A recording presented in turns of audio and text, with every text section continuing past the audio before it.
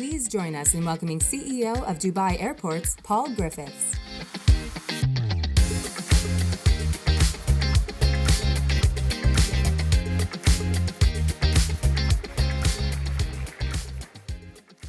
Good morning, everyone. I want to take you on a bit of a journey today, and I want you to spread your minds out to consider the art of the possibility of what I'm going to talk about. And that is, how will we be traveling in the future? Now, if you look at the way human mobility has developed over the last centuries, really, they've been punctuated in the shift in the way that we've traveled. We used to walk around on all fours. The first development was we learned to walk on 2 feet. And then the next thing happened that we started to embrace different forms of transport, the horse. We then started to look at other means of transport, hooking horses up to the invention of the wheel, being carted along. And then, of course, we started navigating the oceans. And then, of course, back on land, something called the motor car came along. And that changed a lot of things. Did you know the original idea for motive power on roads and on land was using electric vehicles more than 100 years ago?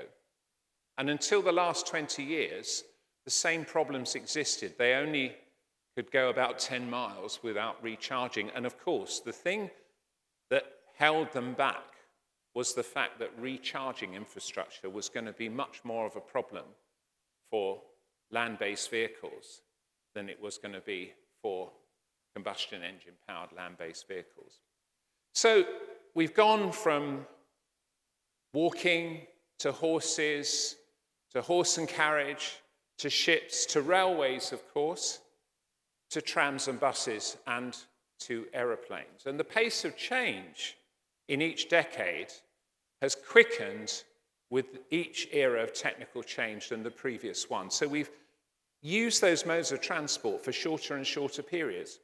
And the impact of the changes in speed and volume of transportation have been absolutely amazing.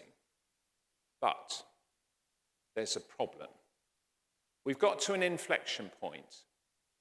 And the problem is, back in the 60s, when we were really pushing solutions based on skill and speed and things, that was fine. Everyone remembers Concorde, probably one of the most beautiful aeroplanes ever made. Sadly, we couldn't afford it. And now, do we really need to go that fast? Because it's more and more difficult to travel more quickly. And I think what we're now at is a point of deciding what transport is all about. We've now gone to a point where current technology assumes a certain bit of human behavior. The hub and spoke network has been incredibly efficient for airlines and airport operators like myself. But has it been actually the best experience for you, our customers? Because the issue now is one of that cost of infrastructure. Taking people from many different points of origin, forcing them through ever larger airports, and then distributing them across the world. It might be convenient for me, but it's not that convenient for you. And of course, speed and the internet and the way things have changed, it's becoming very expensive to build that infrastructure. HS2 in the UK started life as a project worth £55.7 billion in 2015. Latest estimates a couple of years ago, 106 billion. And that's to gain 20 minutes of additional time. But the internet has changed how we use our time. And the challenge of speed and sustainability is another thing. The fuel consumption of an aeroplane traveling just a few miles an hour faster is not a linear relationship. It consumes more and more fuel. And as we fly further and further, for every 10 tons of fuel that an aeroplane consumes, we have to carry 2 tons of fuel just to carry the other 8 tons with us. So the problem we've got is hydrocarbon fuel is becoming unsustainable, but nothing is as calorifically dense as a litre of jet A1, and it's very, very difficult to replace that. Sustainable aviation fuel is in very short supply. It's less than 0.1% of the total aviation fuel supply chain, and it's almost 4 times the cost. So it's really, really difficult to see how we're going to be able to change our travel habits and our technology in the short term and make it sustainable. One of the issues, I think, is how we make that technological change. And if we need a drop-in solution now, which is quite elusive, we can't wait for technology to take us to the next level. It's going to take years. In the UK, 12.7 million tons of jet fuel were consumed in a typical year just before the pandemic. And if we change that fuel supply to sustainable aviation fuel, we'd have to hand over half the arable land in the UK to create enough sustainable aviation fuel to fuel the UK industry. Now, we might be able to fly sustainably from the UK, but we'd all be a lot lighter because we clearly wouldn't have the food supply that we would need.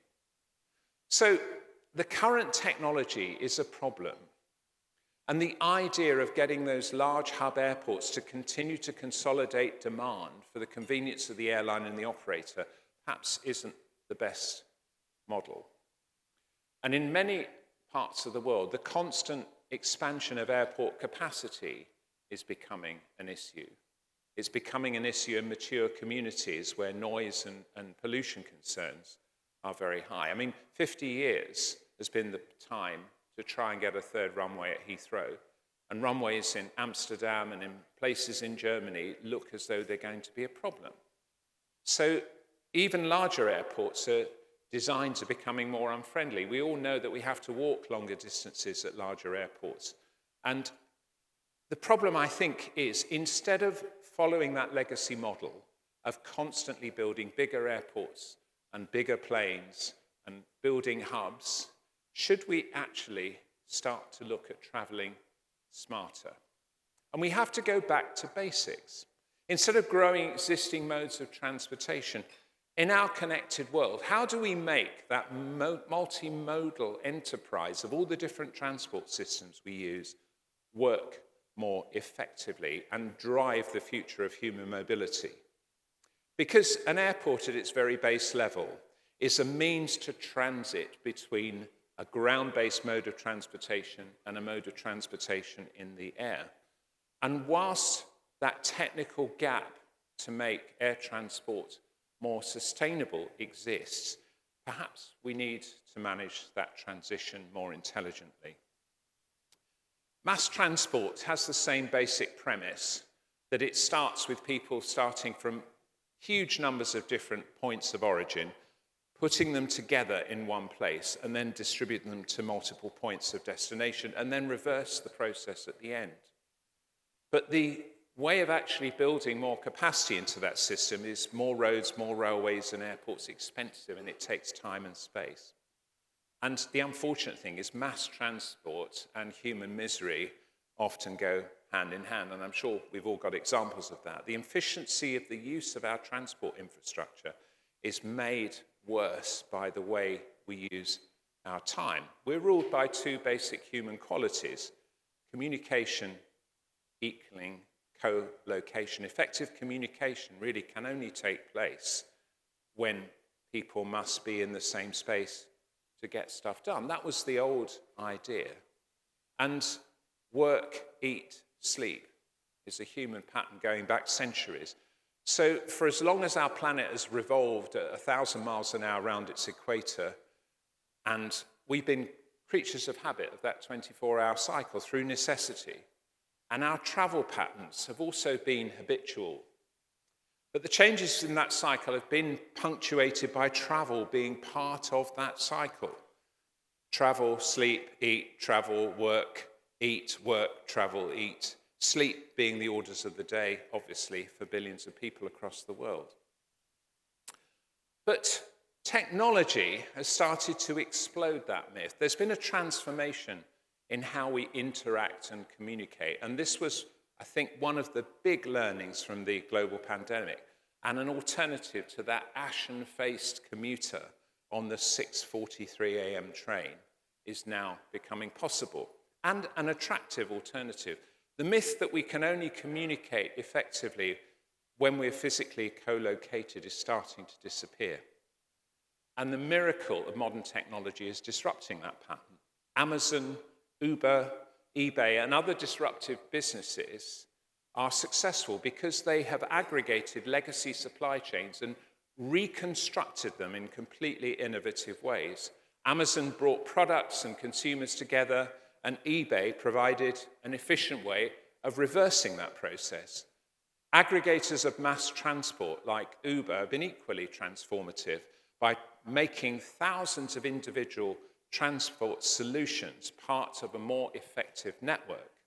Instead of scouring the streets for customers, individual car drivers can now be directed to their next customer in a far more effective and efficient way. But for me, there's a further eureka moment that will open the possibility for different ways of transport for the future.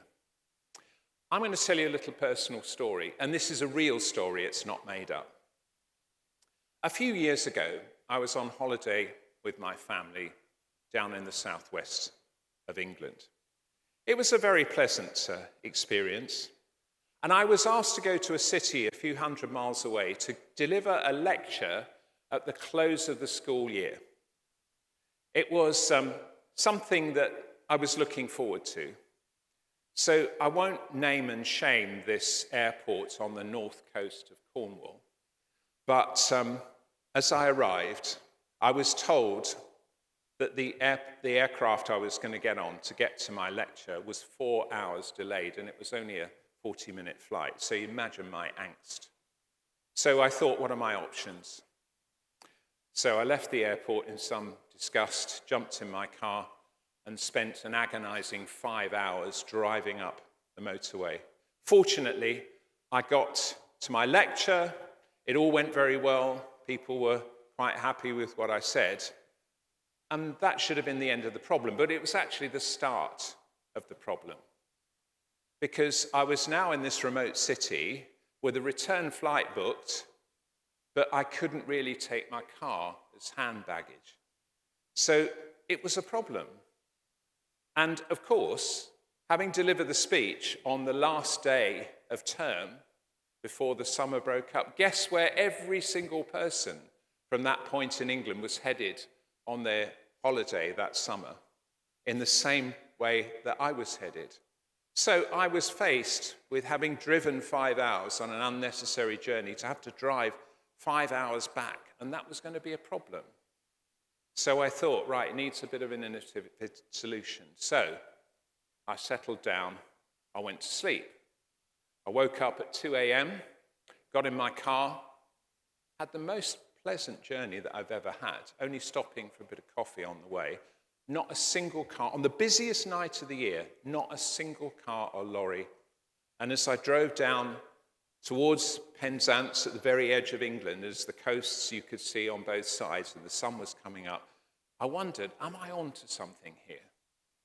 And if you think about it, the idea that we all use roads and rail networks at the same time is a most bizarre proposition. Why does it have to be that way? Why do we have to use this congested means of transport the whole time? If we could free ourselves from the need to sleep, wouldn't that be wonderful? So we could just travel whenever we wanted. Now, sadly, I don't think changing the whole of our human makeup is going to be possible. But what is going to be possible is for us to rethink the way we travel. It's already proven that if you take the driver out of the car and allow the car to operate independently, it's much safer. If we could get those individual cars transported to be hotel rooms on wheels and be part of both hospitality and transportation at the same time, wouldn't that be great? Hotel guys might not like it, there's probably a few of you here, because, of course, we wouldn't need nights in static hotels. Our hotels could be on wheels. And 50% of the world's aviation is on sectors of lower than 500 miles. If we could replace a good proportion of that with the idea of having autonomous vehicles as part of a network, being able to accommodate us on those overnight journeys for long distances, what then happens? The misery of mass transportation starts to disappear. You could undertake in your sleep those journeys of up to 500 miles comfortably during a night's sleep and be in any city you like in the world the next morning. And if we could use that sustainable transportation, which is personal, is comfortable, is a fantastic alternative to the motor car, wouldn't that be a great world to be in? Do you know, in the US, there's something like $3 trillion tied up in personal transportation. And we use our cars and lorries about 10% of the time. It costs about $10,000 a year to run a car. But if we actually didn't own any more means of transport and we were part of a travel network, wouldn't that be an interesting alternative to the grudge of mass transportation? So, if we're looking for sustainable solutions to air travel over short distances, could that not be part of the equation? Could we not have a multimodal network in which more sustainable solutions are practical, comfortable, and personal for us all? Let's think about it and see what steps we can make to make a sustainable, more comfortable, and more personal future for us all. Thank you very much.